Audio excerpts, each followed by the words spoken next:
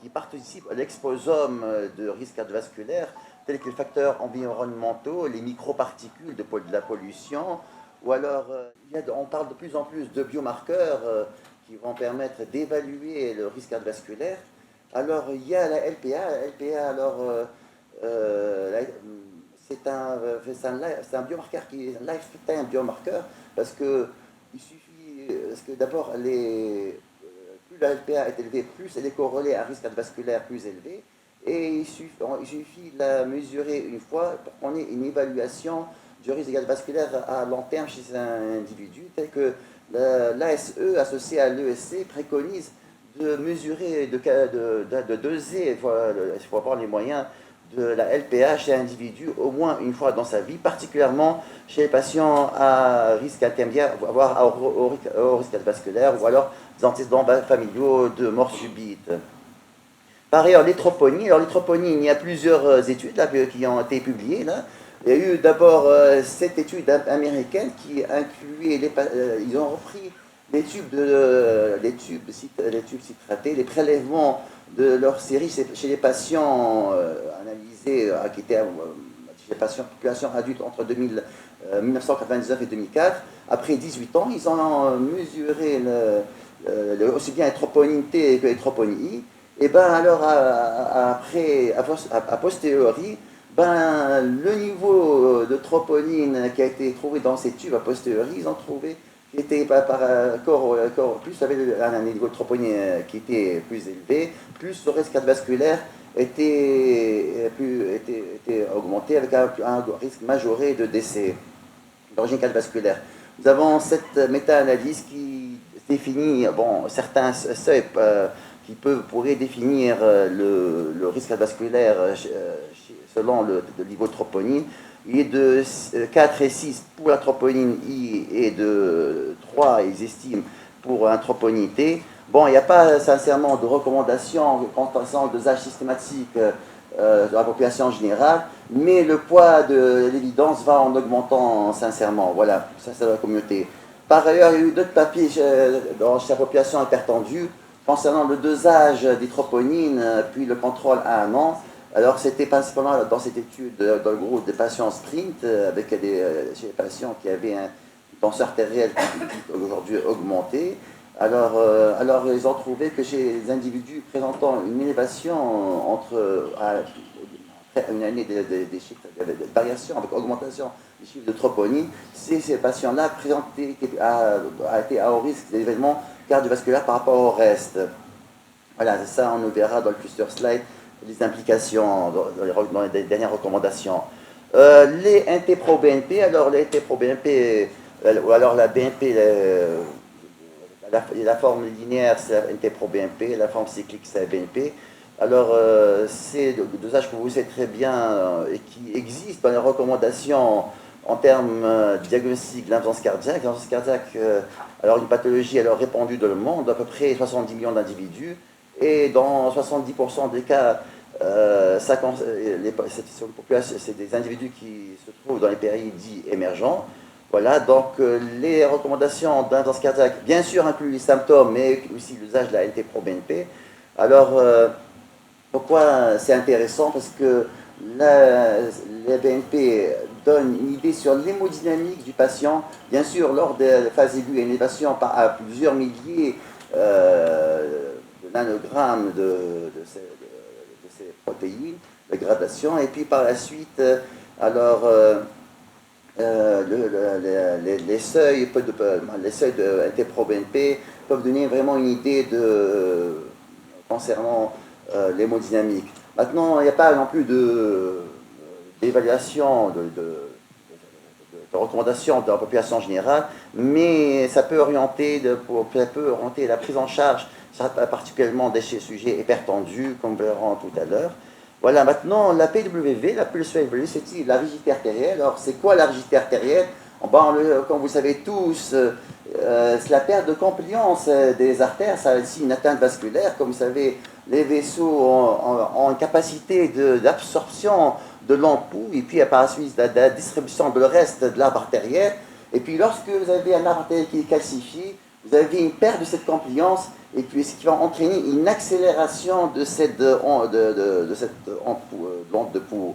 Alors, l'accélération de l'onde pouls, elle est corrélée à une absence coronaire, elle est corrélée à une atteinte des organes cibles, type fibrose myocardique, avec absence cardiaque sous type systolique ou diastolique par la suite. Voilà. Et puis l'élévation de la PW est associée à d'autres, en plus, au-delà de l'atteinte cardiovasculaire, à d'autres atteintes métaboliques ou alors métaboliques principalement. Voilà. Et les études ont montré que plus ces individus, c'est qui la PW plus est élevée, plus c'est ces individus qui vont a fortiori présenter des complications de type métabolique et aussi de type hypertension artérielle à moyen et long terme. Alors, telles que les recommandations aussi bien de la société de l'ESH ou de la Société européenne de cardiologie, préconise, indique la mesure, l'utilisation, la mesure de la Richter, de la PW chez certains individus par des mesures. Alors, par quel appareil? Alors, nous avons actuellement le POPmètre. Alors, le POPmètre, c'est un appareil qui permet la mesure rapidement en 2 minutes, aussi bien la tension artérielle centrale, l'index et aussi de la PW. Si on voit chez ce patient, on a été mesuré à 19 mètres par seconde, ce qui est là au-delà des valeurs seuil, qui sont de 10 à 12. Donc voilà, ce patient présente un risque cardiovasculaire élevé. Pourquoi on dit tout cela? Parce que maintenant, le fait de rechercher, de mesurer la Richter artérielle permettra d'identifier les patients qui sont à risque cardiovasculaire, qui sont silencieusement, maladies silencieuses, et puis par la suite, c'est des patients chez qui le management du risque cardiovasculaire sera renforcé aussi bien sur le plan thérapeutique, sur le plan des règles génétiques, et puis il est clair que le fait de diminuer la rigidité artérielle permettra secondairement de diminuer le risque cardiovasculaire. Voilà. Maintenant, les spécificités concernant la femme, tous les cas spécifiques, toutes les situations spécifiques à la femme, aussi bien avant la grossesse, l'éclampsie ou alors par la suite, toutes ça sont des situations qui maintenant, de manière claire, augmentent de manière significative, et ceci est maintenant avéré depuis maintenant quelques années, le risque cardiovasculaire.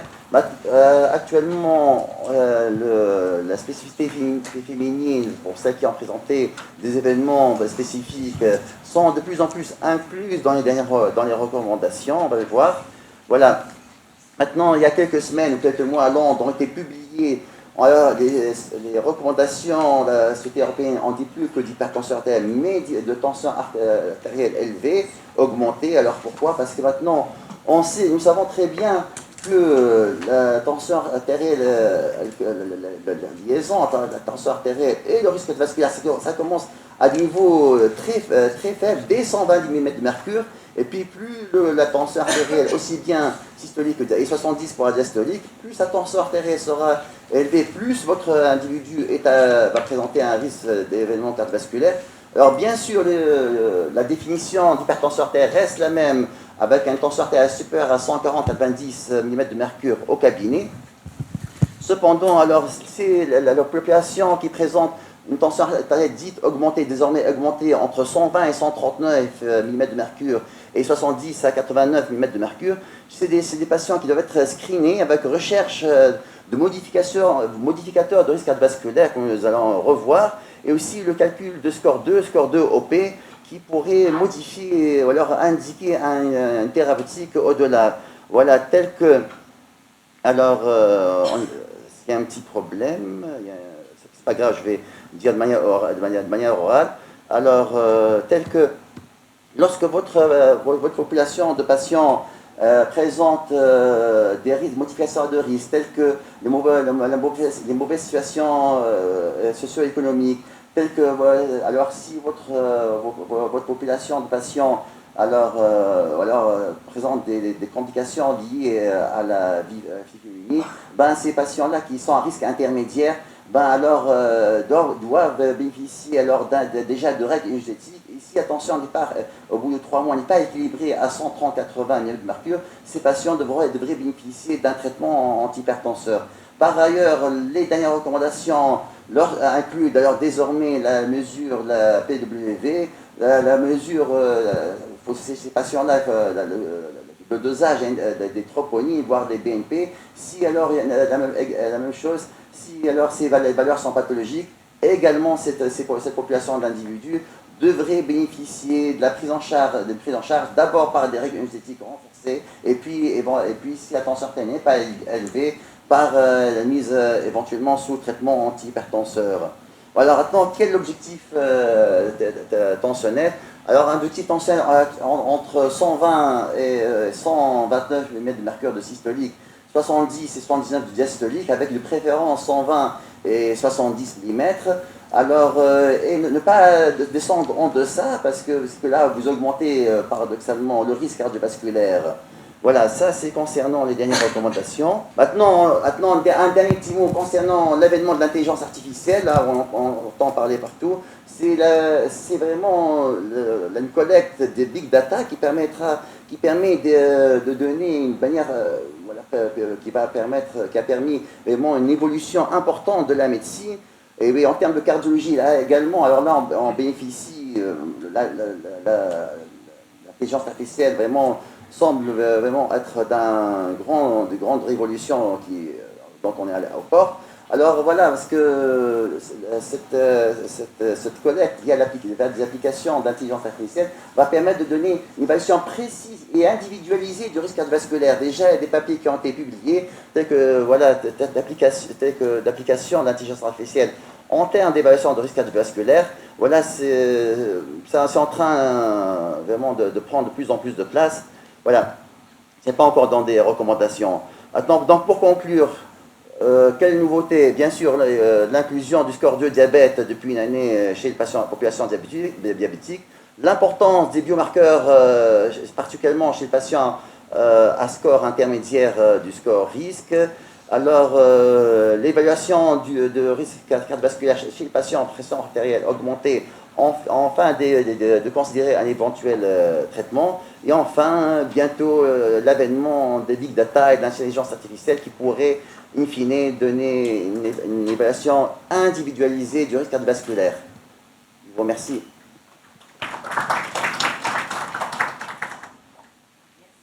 Ben Slima pour cette très belle présentation. Nous allons laisser les questions à la fin puisque toutes les présentations s'articulent autour de la dyslipidémie. Et donc pour enchaîner, j'ai le plaisir d'inviter le professeur Sonia Hemmemi, qui est interniste et gériatre à l'hôpital de Monastir et qui va nous parler donc d'un thème intéressant qui est la prévention chez le sujet âgé. Faut-il la continuer? Je vous présente aujourd'hui la prévention chez le sujet âgé peut être continuée. Je n'ai aucun conflit d'intérêt. Je tiens à rappeler que le traitement de la dyslipidémie chez les sujets âgés constitue un véritable challenge. Deux questions qui se posent éventuellement. Traiter ou non la dyslipidémie chez le sujet âgé et quand on commence le traitement, faut-il continuer ce traitement? Donc je commence pour dire que l'âge est un facteur de risque très important des événements cardiovasculaires et ceci a été étudié par cette belle étude qui confirme que l'âge constitue un facteur de risque pour l'infarctus du myocarde et ainsi que pour les événements cardiovasculaires majeurs. Je commence par la prévention primaire pour souligner qu'il n'est jamais trop tard de prévenir les facteurs de risque que vous connaissez, même à un âge très avancé.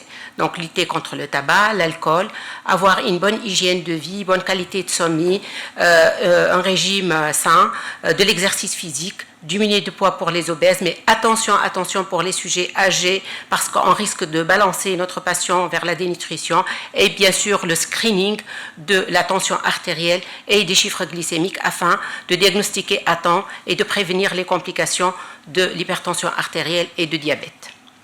Quand on prend en charge un patient âgé, il ne faut pas oublier que c'est un patient très particulier, qu'il présente en plus de ce problème cardiovasculaire et en plus de ces facteurs de risque cardiovasculaire, il présente plus de comorbidités, mais il présente aussi des syndromes gériatriques.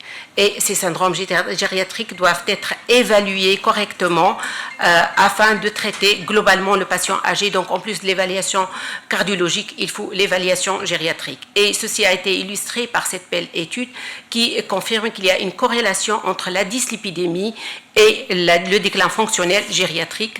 Et on a la chance que l'Organisation mondiale de la santé elle-même propose ces dernières années un screening tool appelé ACOP qui existe même en mode digital et qui permet d'explorer 6 domaines qui sont les troubles cognitifs, la dénutrition, les problèmes de mobilité, l'audition, la vision, mais aussi la dépression.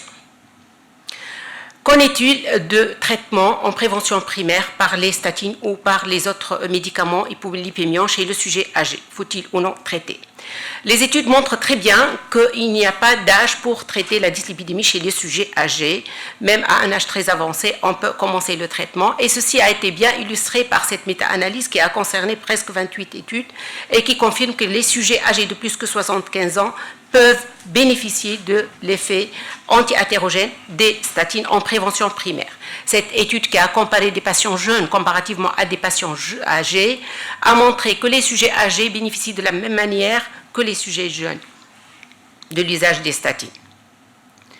Cette étude qui a concerné des patients âgés de plus que 75 ans et qui a utilisé les étémib à la place des statines contre un groupe contrôle a montré qu'il y a une réduction de presque 34% chez les sujets traités comparativement aux sujets qui ne sont pas traités et sont tous d'âge supérieur à 75 ans. Cette très belle étude faite à Hong Kong, publiée très récemment en 2024, montre que non seulement les sujets âgés de plus que 75 ans, mais même les sujets âgés de plus de 85 ans peuvent bénéficier de l'effet anti-athérogène des statines avec un certain degré de safety. Qu'en est-il des recommandations? Les recommandations européennes, c'est clair. Avant 75 ans, il faut mieux traiter, prenant en compte les facteurs de risque cardiovasculaire. Après 75 ans, on peut traiter si le patient présente des facteurs de risque cardiovasculaire à un taux très élevé. Donc, ça peut être considéré à ce niveau. Je rappelle les facteurs de risque tunisiens, le Globoris que vous utilisez beaucoup, qui classe nos patients âgés déjà à très haut risque cardiovasculaire. Qu'en est-il des recommandations américaines qui ne s'écartent pas trop des recommandations européennes et qui aussi nous incite à traiter, quand il y a des facteurs de risque, les sujets âgés de moins que 75 ans, mais pour les sujets âgés de plus que 75 ans, il n'y a pas d'évidence pour les traiter.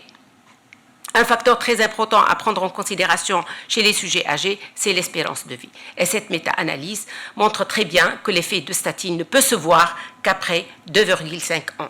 Donc, ça ne sert à rien de commencer en prévention primaire les traitements hypolipémiants chez un sujet en fin de vie avec des cancers au stade de métastase qui n'a qu'une année ou 2 ans pour survivre.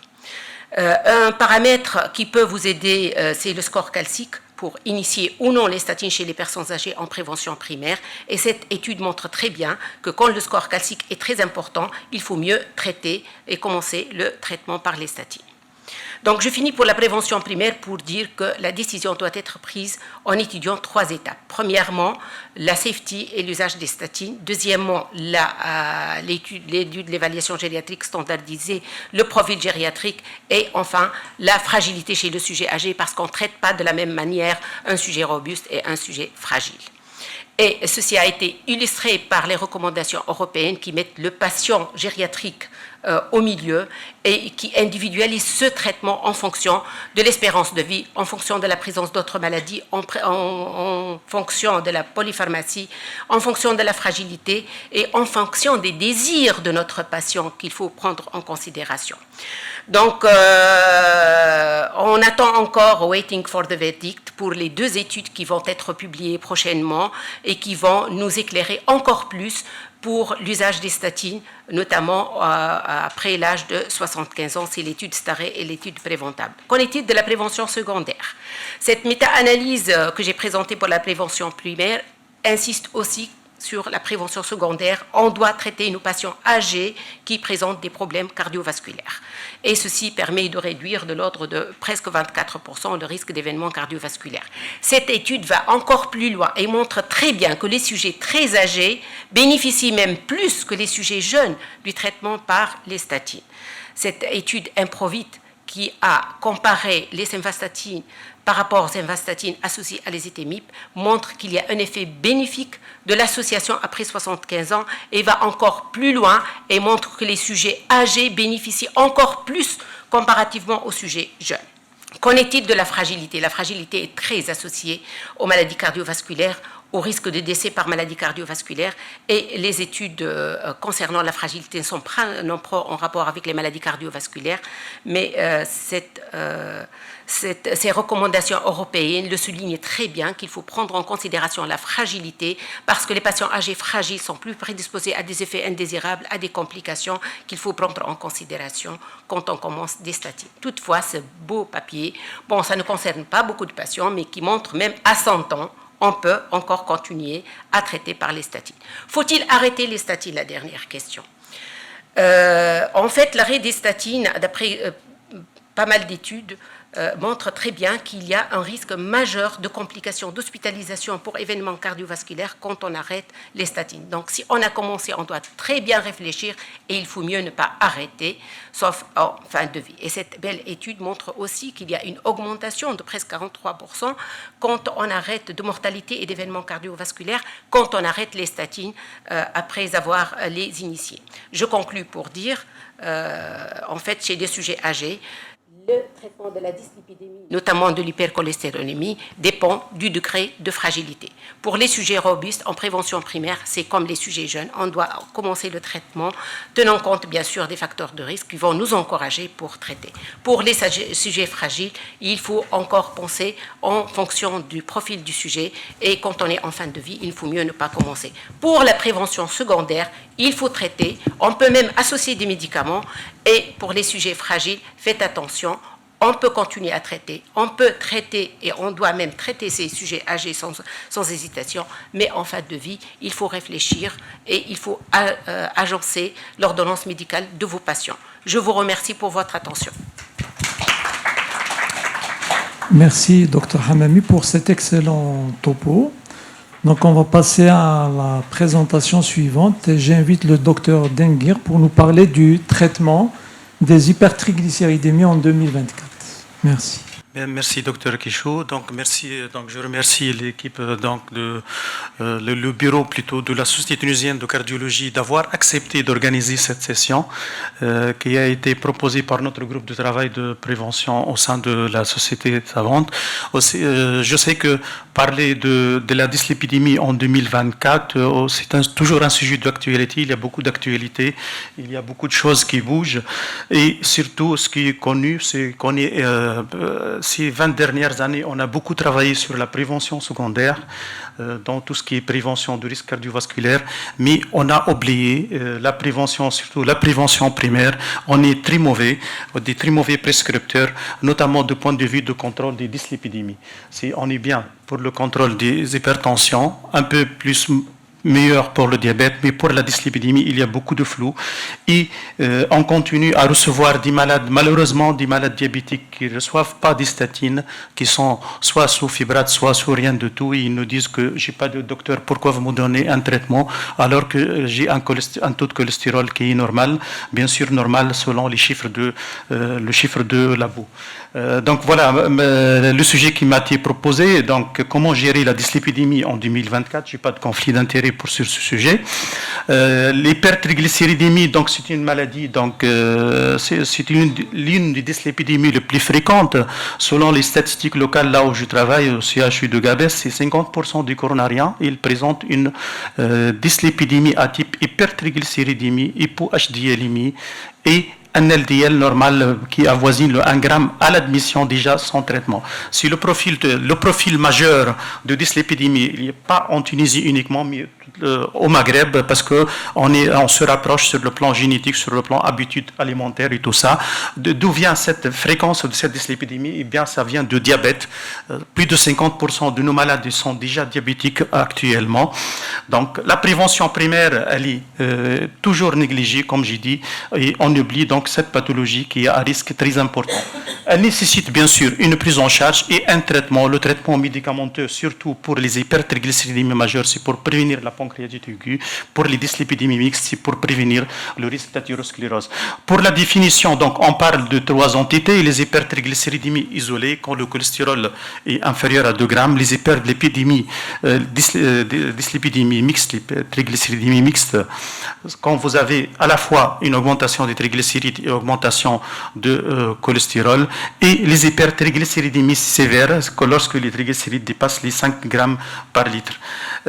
Juste un petit rappel sur le métabolisme donc, de ces triglycérides. Vous savez que les triglycérides se trouvent sous 2 formes essentiellement, les chylomicrons et le VLDL. Ils seront métabolisés lors du passage sanguin par le musculus glutécieux adipeux et le foie, et ils vont libérer, grâce à cette lipase, ils vont libérer les acides gras libres qui vont être utilisés pour le métabolisme énergétique, soit pour le stockage, et il reste ce qu'on appelle les lipoprotéines résiduelles. Les lipoprotéines résiduelles qui sont sous forme de VLDL, IDL et LDL, ce sont très mauvais. Ces résidus-là qui sont très hétérogènes, ils provoquent une inflammation continue de nos vaisseaux, d'où le mécanisme d'hétérogénèse qui est très très majeur sur ce type de population. Pour le seuil, il y a plusieurs définitions selon les Américains et les Européens, mais tout le monde parle donc de tout à partir de 1,50 g, donc on parle d'une triglycéride normale. C'est surtout entre 1,5 et 8 grammes, ce sont les hypertriglycéridémies. Les hypertriglycéridémies sévères, c'est 8 grammes pour les Européens et 5 grammes pour les Américains.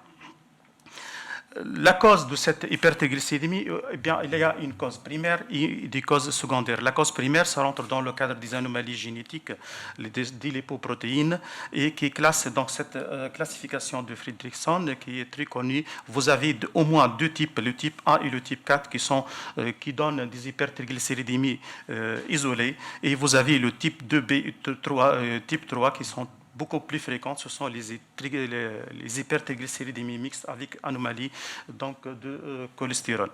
Donc, la cause aussi, elle peut être secondaire aussi, secondaire à un alcoolisme, un diabète mal équilibré, consommation très élevée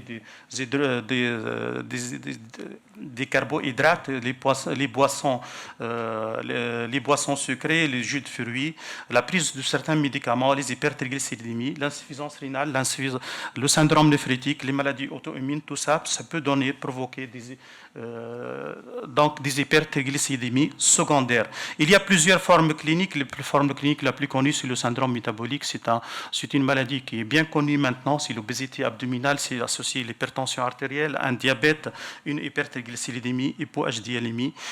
Il y a aussi quelques anomalies de lipoprotéines, ce sont les 10-bêta-lipoprotéinémies, qui peuvent, donc, anomalies des ApoE, qui peuvent donner donc, une hypertriglycéridémie d'origine génétique. Les autres formes cliniques, ce sont essentiellement les hypertriglycéridémies sévères, on parle à partir de 5 grammes par litre jusqu'à 10 grammes.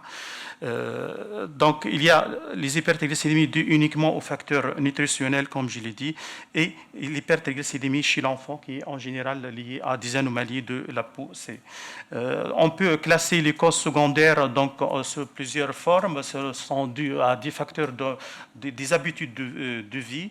L'habitude de vie, c'est le diète riche en triglycérides, riche en sucre, c'est l'alcoolisme, ou donc certaines conditions médicales comme l'obésité, le syndrome métabolique, la grossesse, le HIV, le traitement pour le HIV, le Cushing. Donc tout ça, ce sont des causes médicales qui peuvent entraîner des hypertriglycéridémies. à la fin, vous avez tous les drogues qui peuvent donner une augmentation des triglycérides, donc, qui sont très, très, très fréquents dans ces conditions-là. Maintenant, sur le plan clinique, quand est-ce qu'il faut penser à cette dyslipidémie, hypertriglycédémie? Tout d'abord, donc, selon donc, le poids du patient, surtout l'index de masse corporelle et surtout, comme j'ai dit, l'obésité donc abdominale. Sinon, il faut chercher quelques signes cliniques, surtout dans les hypertriglycédémies majeures. Ce sont les éruptions cutanées, l'exanthome. Et comme les présentations cliniques, cette photo qui présente, donc, ce sont les exanthomes éruptifs en cas d'hypertriglycédémie, soit isolée, soit mixte. Sinon, il faut bien explorer, bien chercher cette hypertriglycédémie. Il faut chercher pour chaque patient, identifier des autres facteurs de risque cardiovasculaire. Il faut explorer donc les complications déjà qui existent. Il faut chercher une atteinte des organes cibles, disons, avant les symptomatologies cliniques. Chez les diabétiques, il faut chercher les signes d'insulinorésistance, qui est un facteur majeur donc d'augmentation du trouble métabolique qui vont augmenter à la fin cette hypertriglycéridémie. La recherche, la confirmation biologique, c'est simple, il faut doser les triglycérides dans le sang. Il vaut mieux qu'ils soient à jeun parce qu'il y a une variation très importante entre le taux de triglycérides à jeun et le taux de triglycérides non à jeun. Ça peut arriver jusqu'à 40% de variation.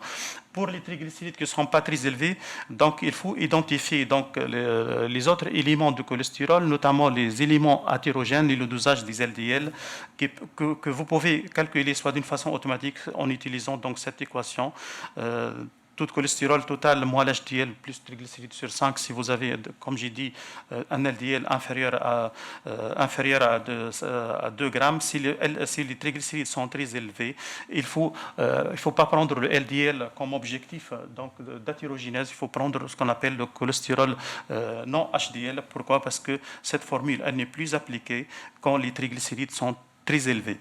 Et il faut chercher donc une maladie génétique des hypertriglycédémies en utilisant donc cette classification de Fridrichson, comme j'ai dit tout à l'heure, cette classification qui rappelle les différentes catégories des dyslipidémies.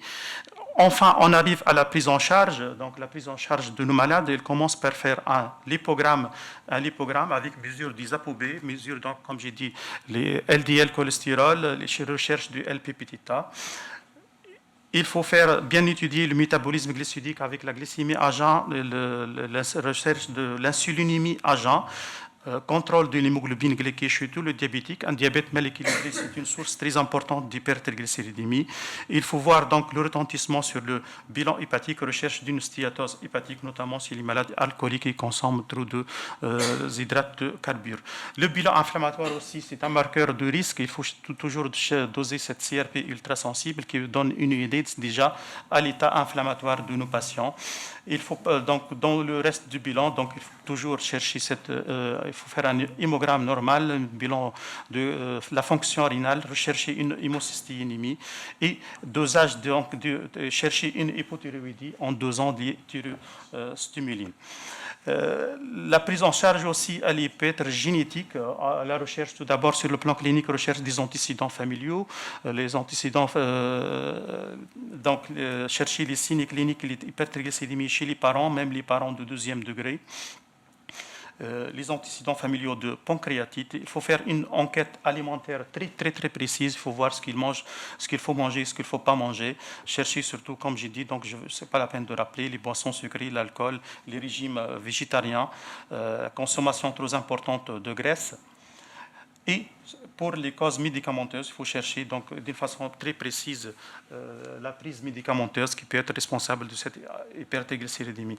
Maintenant, on arrive au traitement. Quand est-ce qu'il faut traiter cette dyslipidémie? Donc, il faut savoir que le taux normal des triglycérides qui est conseillé, c'est 1,50 g, 1,7 millimol. La stratégie thérapeutique, il ne faut pas commencer par le traitement tout de suite. Il faut commencer par l'exercice physique. Il faut faire des efforts pour la perte de poids, la suppression donc des aliments qui peuvent entraîner donc l'alcool.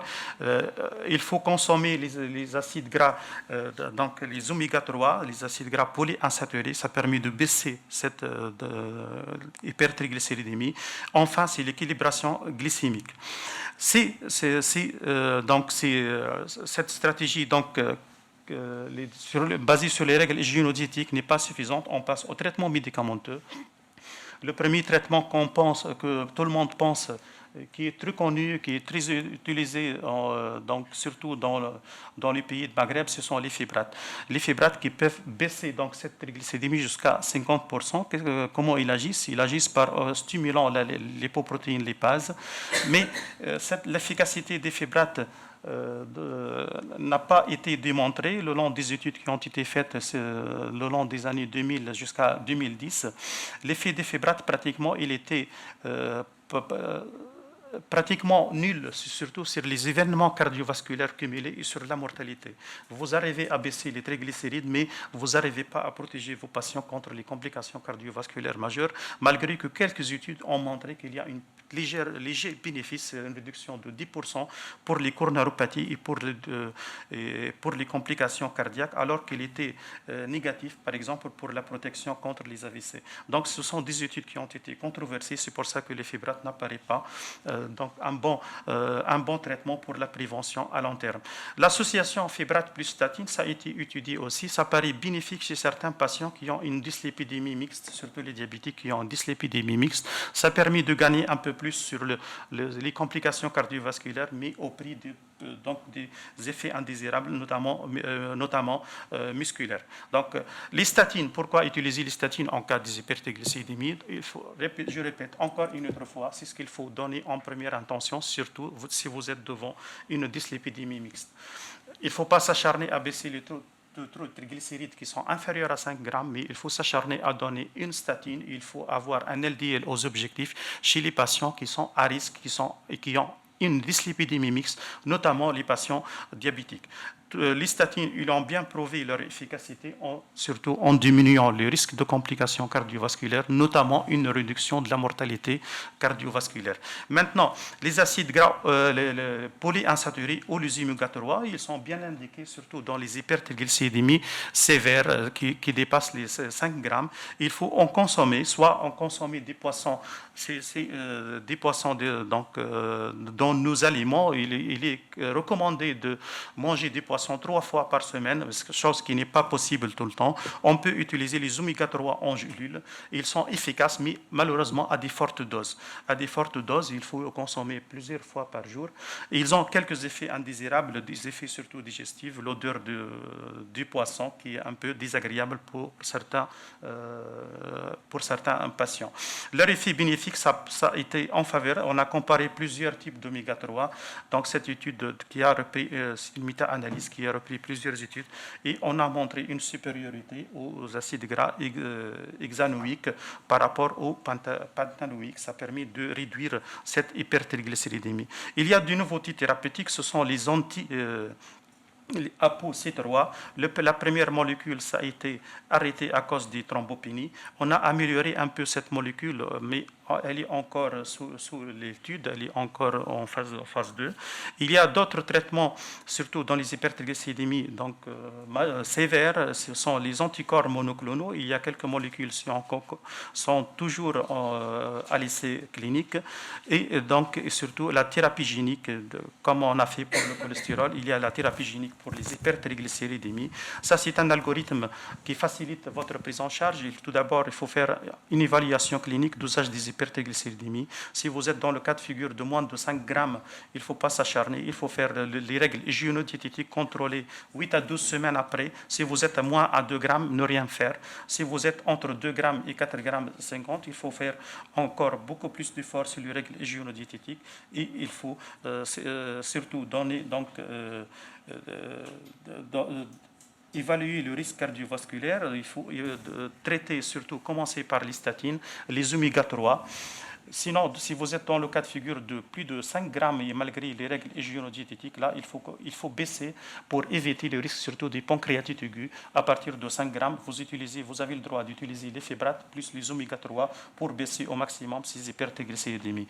En conclusion, donc, cette hypertriglycéridémie, donc, c'est une anomalie lipidique la plus rencontrée dans nos pratiques cliniques, surtout au Maghreb. Elle fait partie des dyslipidémies secondaires aussi, soit à des anomalies génétiques. La cause secondaire courantes, elles comprennent l'obésité, surtout le diabète mal contrôlé, l'alcool, les habitudes alimentaires et certains médicaments. Il faut corriger et optimiser le choix et optimiser donc le style de vie, les règles hygiéno-diététiques avant de commencer les médicaments.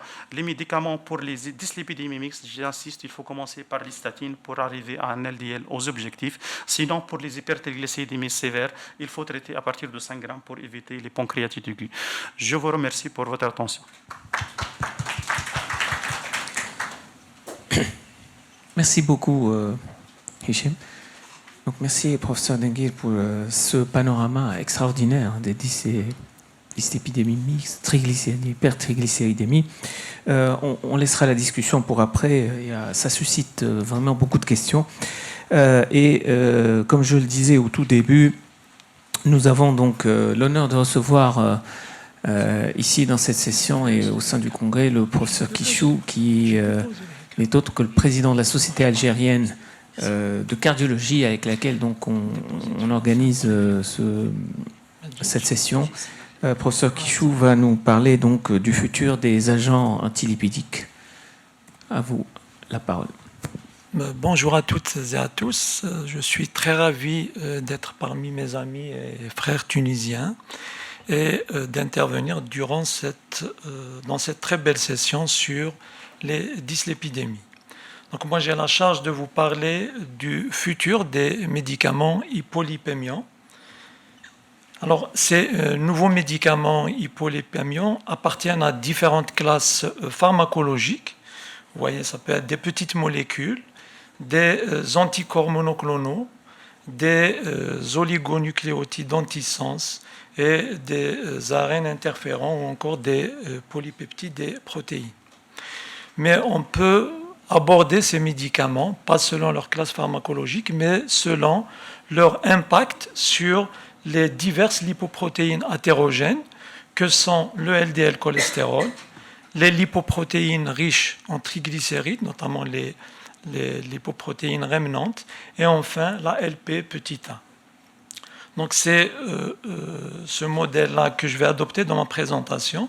Donc essayez de voir un peu les principaux agents qui sont dans des études de phase 2 ou de phase 3 qui agissent tout d'abord sur le LDL, ensuite sur les lipoprotéines riches en triglycérides et enfin sur la lipoprotéine. Alors pour le LDL, qu'est-ce que nous avons déjà à notre disposition en 2024 ? Nous avons un trio gagnant, à savoir des statines, de l'ézetimibe et des anticorps monoclonaux anti-PCSK9. Quel que soit le médicament utilisé parmi ces trois, in fine, le mécanisme d'action serait l'augmentation du taux de récepteur à la surface de l'hépatocyte, récepteur de LDL, permettant donc d'augmenter l'épuration plasmatique de ces particules. On ne va pas refaire l'histoire, nous avons d'énormes essais cliniques randomisés concernant ce trio qui montrent qu'en monothérapie ou combinée, ils réduisent de façon significative les événements cardiovasculaires, infarctus, AVC et décès cardiovasculaires. Alors, les nouveautés ou les futurs médicaments qui viseraient la cible LDL cholestérol à plus ou moins long terme. La première, c'est l'inclisiran.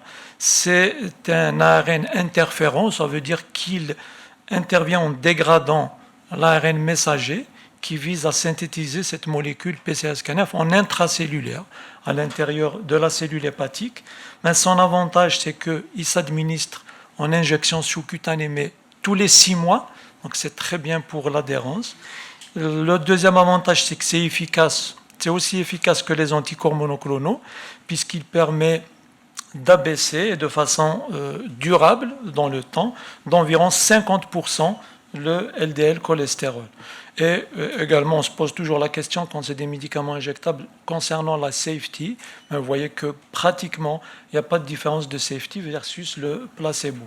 Ce qui nous manque en médecine, vous le savez, on peut avoir un rationnel, des études physiopathologiques, des bénéfices sur les paramètres lipidiques, mais il nous manque toujours, il faut avoir la preuve pour l'implémenter dans les guidelines, une réduction des MES, des événements cardiovasculaires. Et c'est ce que va essayer de démontrer l'étude Orion 4 qui a déjà terminé d'inclure les patients plus de 16 000. Donc on attend les résultats sur les MES, mais vous me direz qu'il n'y a pas de raison à ce que ça ne marche pas du moment que l'on agisse de façon drastique sur le LDL cholestérol. Deuxième molécule dont j'aimerais vous parler, ça c'est une petite molécule, c'est le lérodalcipeb, c'est un nom un petit peu barbare, mais vous voyez, il a été testé, donc c'est une petite molécule anti-PCR scanner. C'est une petite molécule qui agit comme les anticorps monoclonaux, donc au niveau systémique, pas en intracellulaire, et qui a montré dans cette étude libérée, dans l'hypercholestérolémie familiale hétérozygote, qui est relativement fréquente, 1 à 250 sujets dans la population générale, vous voyez que cette molécule permet de réduire le LDL cholestérol de 60% et d'amener 70 à 80% des patients qui ont cette hypercholestérolémie familiale hétérozygote aux objectifs ou aux cibles recommandées par les guidelines de la Société européenne. Alors vous allez me dire, quel intérêt à utiliser cette molécule? Et bien, versus les anticorps monoclonaux, c'est le prix et puis le mode d'administration, une injection par mois, qui paraît important pour l'adhérence du patient. Troisième molécule, c'est l'acide bembétoïque.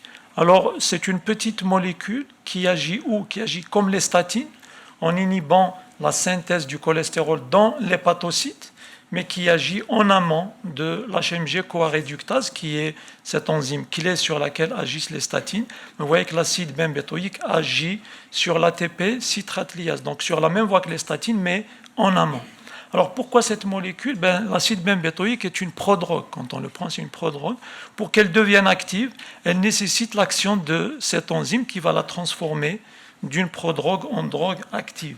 Mais l'avantage, c'est que cette enzyme-là, qui la transforme en drogue active, existe dans le foie, mais n'existe pas dans le muscle, ce qui explique sa tolérance musculaire versus les statines.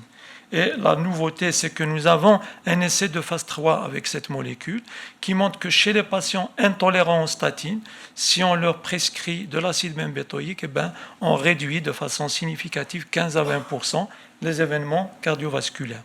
Et mieux encore, cet acide bembétoïque marche mieux ou de façon synergique lorsqu'on le combine à l'ézetimibe et aux statines de forte intensité.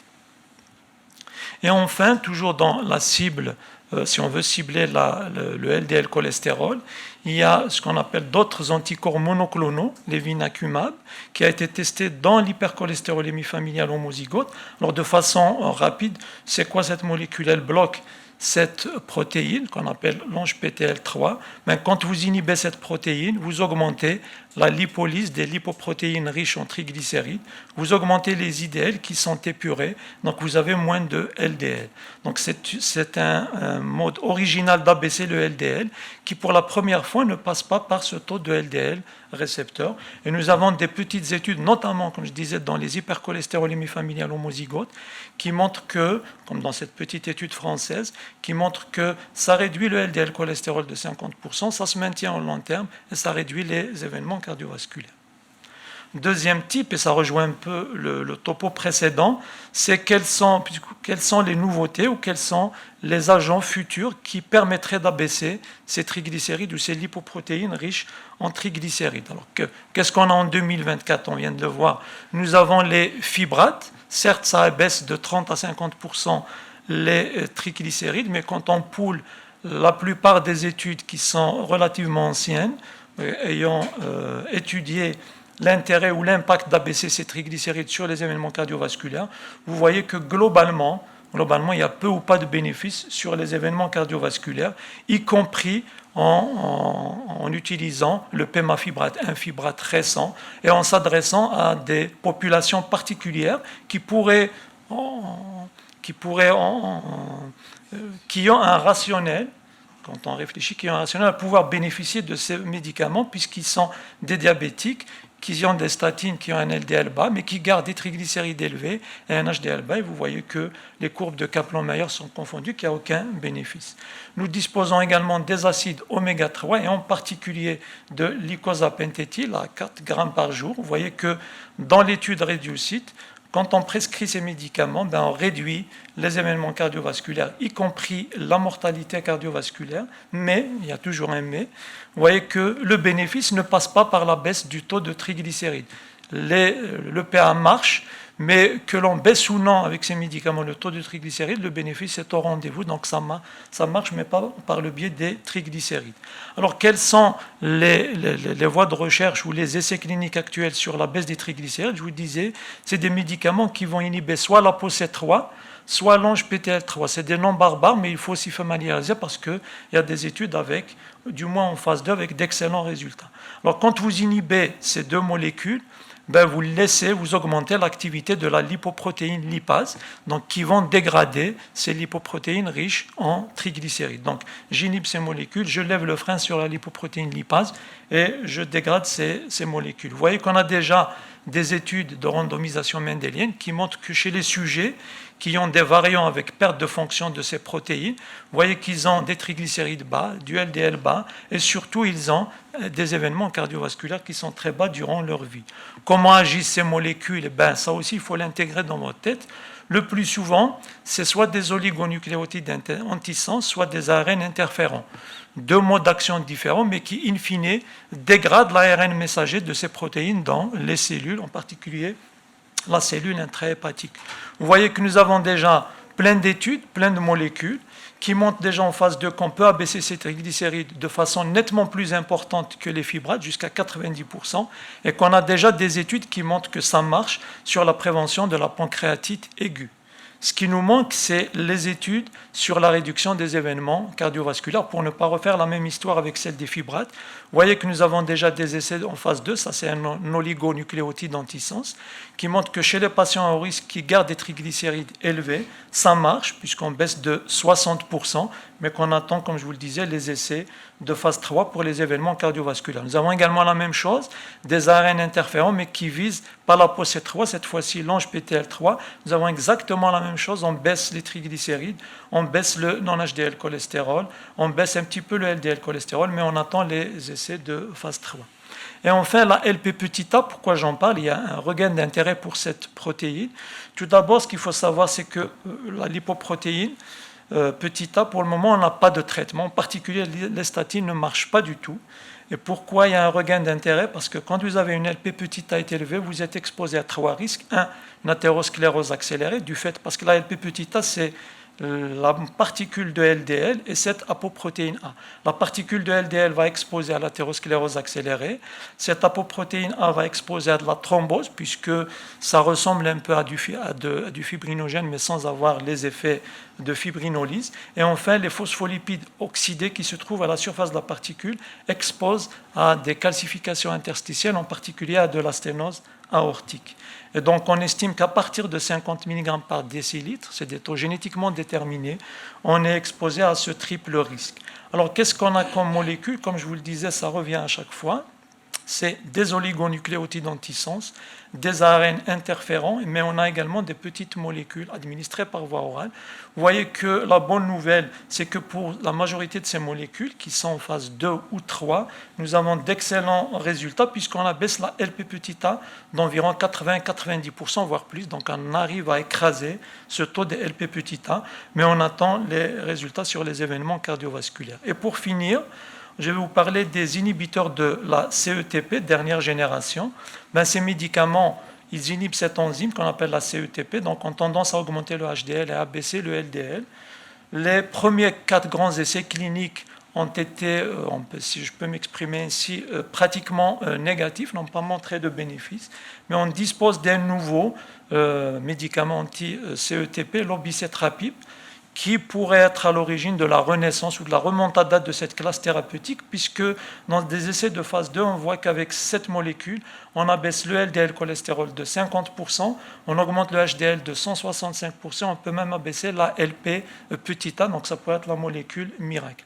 Et on attend, comme pour les autres molécules, puisqu'on est dans le futur, pas plus ou moins proche, les essais, vous voyez, les essais prévèlent sur les événements cardiovasculaires. Donc pour terminer, vous voyez que finalement le traitement des dyslipidémies commence à se complexifier et qu'à l'avenir, le classique ézetimibe, statine, fibrate, anticorps monoclonaux va être certainement dépassé et on se dirigera très probablement vers une médecine personnalisée, adaptée au profil de chaque patient, sans oublier, j'aimerais bien le signaler, les pas de géant que fait ce qu'on appelle l'édition du génome, donc modifier le génome modifier le génome qui code pour une autre protéine grâce à cette technique très rapide qui ne coûte pas très cher, CRISPR-Cas9, qui permet d'un seul coup, en one shot, de mettre sous silence et à vie, de façon permanente, par exemple, le gène de PCSK9 ou d'ANGPTL3 et de guérir définitivement le patient.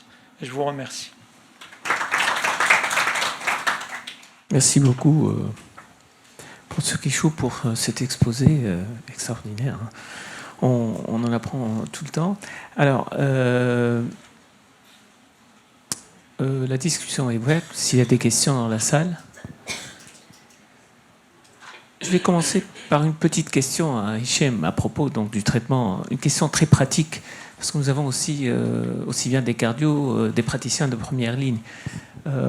Donc, si on résume un peu, surtout à partir de l'exposé que tu viens de faire et de l'arbre décisionnel pour la prescription des fibrates, on va dire, parce qu'on continue à avoir des malades qui viennent à la consultation. Ce sont des malades qui clairement ont des niveaux de risque cardiovasculaire qui sont au sommet. Et on voit toujours des collègues qui mettent uniquement parce qu'on regarde peut-être le chiffre de triglycérides, alors qui n'est pas forcément très élevé. Ce n'est pas un chiffre qui est, comme vous l'avez dit tout à l'heure, de 5 pour baisser, surtout pour baisser le risque de pancréatite. Il ne s'agit pas de baisser le risque cardiovasculaire. Donc on peut peut-être dire que finalement, les fibrates il n'y a presque plus de place, on va dire, dans la prévention des événements cardiovasculaires chez le diabétique. Tout à fait. Les fibrates n'ont plus de place et on a arrêté toutes les études sur le bénéfice cardiovasculaire depuis 2010, je pense, la dernière étude. Donc, j'ai présenté cette méta-analyse qui n'a rien montré. Pratiquement toutes les études sont nulles. Elle était même dégradante pour la prévention des AVC, chose qui n'est pas logique, ce qui a montré un léger avantage pour les coronaires, alors que c'était mauvais pour les AVC. Je pense que c'est contradictoire. Je pense que peut-être qu'il y a selon c'est dû au hasard, je pense, parce que le risque relatif n'a jamais baissé au-dessous de 0,9. Donc le maximum c'était 0,9. Tous les risques relatifs sont autour de 1. Donc les fibrates, c'est bon, là on ne donne plus pour la prévention cardiovasculaire. On donne ce qu'on pense même. Il y a des essais, certains médecins cardiologues qui ont essayé de faire l'association statine-fibrate chez certains patients. Chez certains patients qui ont surtout une dyslipidémie mixte. Ils sont diabétiques, ils ont un triglycéride qui ne baisse pas, 3 grammes, 4 grammes, mais avec un LDL, on associe fibrate plus statine. Là aussi, donc, il y a quelques études qui ont montré un bénéfice sur les événements cardiovasculaires, mais qui n'est pas très suivi. Pourquoi ? À cause des effets indésirables, surtout devant cette association, des effets indésirables hépatiques et musculaires. Du coup, devant tous les malades, il faut évaluer ce risque cardiovasculaire. Si vous avez un risque cardiovasculaire très élevé, la première chose à faire, il faut avoir un LDL aux objectifs, parce que l'LDL, ça a été démontré depuis longtemps, c'est le premier facteur de risque cardiovasculaire, c'est le taux de LDL. On a montré, c'est vraiment une équation linéaire entre le taux de LDL et le taux de complications cardiovasculaires. Donc, tout patient qui a un risque cardiovasculaire important, même la cartographie qu'a montré Hedi, donc vous le connaissez tous, le pays de Maghreb, c'est des zones rouges. Si vous regardez tout près le tableau, à partir de 40 ans, tout le monde a un haut risque cardiovasculaire. À partir de 40 ans, au Maghreb, on est tous à avoir un risque cardiovasculaire. Et il faut commencer à réfléchir sur le taux de LDL en prévention primaire. En prévention primaire, il y a certaines notions que vous avez vues depuis 2023, donc ça a été révélé à l'ESC, la notion d'exposition au cholestérol. Au cholestérol, pourquoi? Parce qu'on a pensé, on était très efficace dans la prévention secondaire. Tout le monde se dit pourquoi on ne fait pas 10 ans avant. Ça pourrait changer l'incidence des complications cardiovasculaires. Comment faire en pratique? Il faut estimer le risque cardiovasculaire chez tout le monde à partir de 40 ans, même si on n'a rien, si on ne fume pas, si on n'est pas hypertendu, si on n'est pas diabétique. Il faut aller à estimer ce risque cardiovasculaire. L'a bien montré Dr Hamam, et donc même si le sujet âgé, si vous avez une espérance de vie qui est supérieure à 2 ans et demi, il faut avoir les LDL aux objectifs. La première chose à faire, c'est les statines. Les fibrates, il y a juste une place, c'est pour, comme vous l'avez dit, c'est juste pour prévenir les risques des pancréatites, tout simplement.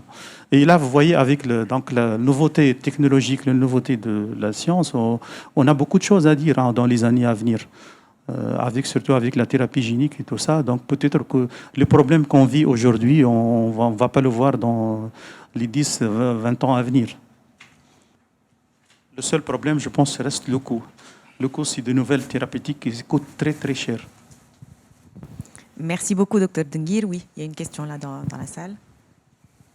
Par rapport à la possibilité d'associer les statines aux fibrates, il faut peut-être préciser qu'il n'y a que le phénofibrate qui a été associé avec sécurité aux statines, sinon les autres fibrates sont dangereuses.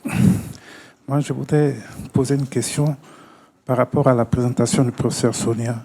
Elle avait parlé de l'intérêt du score calcique chez les personnes qui ont un risque cardiovasculaire élevé, même âgées.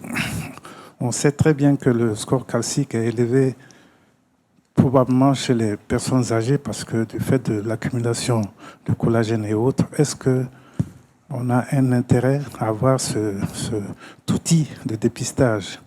Parce qu'on sait très bien que les plaques les plus dangereuses sont les moins calcifiées, qui ont une chape fibreuse qui est fine, qui est molle et qui peut donner lieu à plus d'accidents ischémiques.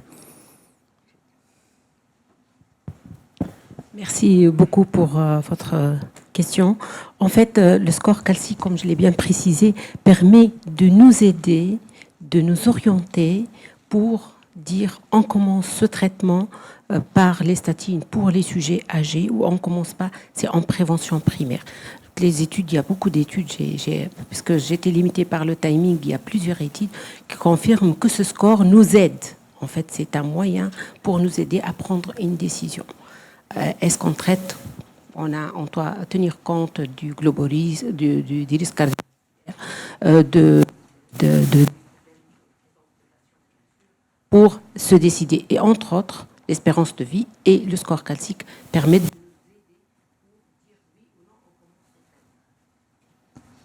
J'espère répondre à votre question. Merci, Dr Hamimi. Je vais vous poser moi aussi une autre question. Donc, vous avez bien dit que les sujets âgés étaient fragiles. En général, beaucoup de comorbidités, beaucoup de comprimés et de médicaments. Donc, comment gérer ce comprimé qui va être bénéfique, mais un comprimé en plus? Et est-ce que vous êtes assez strict aussi pour les règles d'hygiène de vie? Parce qu'à partir entre 75 et 85 ans, il y a de la dénutrition, pas beaucoup d'appétit, et des fois, il y a des médecins qui sont très stricts avec des sujets âgés pour les règles d'hygiène de vie. Donc, comment les gérer en pratique? Merci, c'est une question très intéressante. En fait, je commence par la deuxième réflexion, en fait, concernant la polymédication, qui était un sujet de débat toujours en gériatrie. L'ordonnance médicale, le nettoyage de l'ordonnance médicale, c'est notre challenge à chaque fois, à chaque consultation. Ce que je dis à mes patients, il faut venir avec ce qu'on appelle carte de douai pour faire le nettoyage. Et mes étudiants qui sont présents savent très bien que j'ai une formation pour les externes, c'est le nettoyage de l'ordonnance médicale au lit de malade. Donc, c'est vrai, à chaque fois qu'on commence un traitement, on doit se réviser, on doit suivre ce qu'on appelle stop and start. Qu'est-ce qu'on peut arrêter comme médicament et qu'est-ce qu'on peut initier comme médicament, toujours en étudiant le bénéfice et le risque. Je reviens aux statines. On a bien montré à travers plusieurs études qu'il y a un bénéfice aussi bien en prévention primaire qu'en prévention secondaire pour les patients qui sont en bon état, donc qui sont robustes. C'est presque, généralement les moins jeunes par rapport à la totalité de la population gériatrique. Mais je ne sais pas comment mais c'est des sujets qui peuvent bénéficier, comme les sujets jeunes exactement, restent par la suite les sujets fragiles qui posent toujours un problème. Là, il faut évaluer les facteurs de risque pour initier, et les recommandations sont claires, il ne faut pas initier facilement, notamment les recommandations américaines sont contre, il ne faut pas initier facilement les statines en prévention primaire, il faut étudier en fonction des facteurs de risque. S'il est à très haut risque cardiovasculaire, là on peut initier. Bien sûr, on voit l'ordonnance et on voit l'utilité d'introduire avec plusieurs médicaments. Et est-ce qu'on peut l'introduire, oui ou non? Est-ce qu'on a des effets indésirables, oui ou non? Pour la prévention secondaire, on a déjà commencé ou on va commencer, il y a l'indication, mais tenir compte de l'espérance de vie et des facteurs de risque chez le sujet âgé. Mais quand je reviens à l'appétit, les problèmes de perte de poids, comme je l'ai bien signalé, il ne faut pas trop insister sur le régime amaigrissant chez le sujet âgé, aussi bien pour les hypertendus que les diabétiques, parce qu'on risque de balancer nos patients vers la malnutrition. Déjà, ils n'ont pas beaucoup d'appétit. Ne pas manger salé, ne pas manger sucré, ça les expose à la malnutrition. Donc, on accepte des régimes que le patient tolère, bien sûr. Je reviens aux règles hygiéno-diététiques, en fait, globalement, et à l'hygiène de vie. Ça commence dès le jeune âge. Et moi, personnellement, je connais des gens à l'âge de 25 ans qui font de l'activité physique et qui me dépassent, hein, franchement, en activité physique, moi qui est connu comme sportif. Donc, il y a des gens qui ont adhéré à cette hygiène de vie depuis le jeune âge et ils continuent à le faire. Pour les sujets âgés qui n'ont pas l'habitude, avec l'éducation de ces patients, on arrive quand même.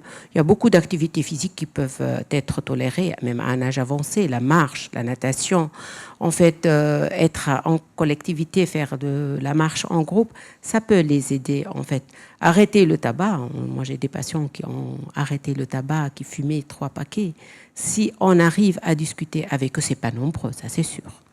Mais quand même, adopter une hygiène de vie, je pense que c'est aussi valable, même à un âge avancé. Merci. D'autres questions?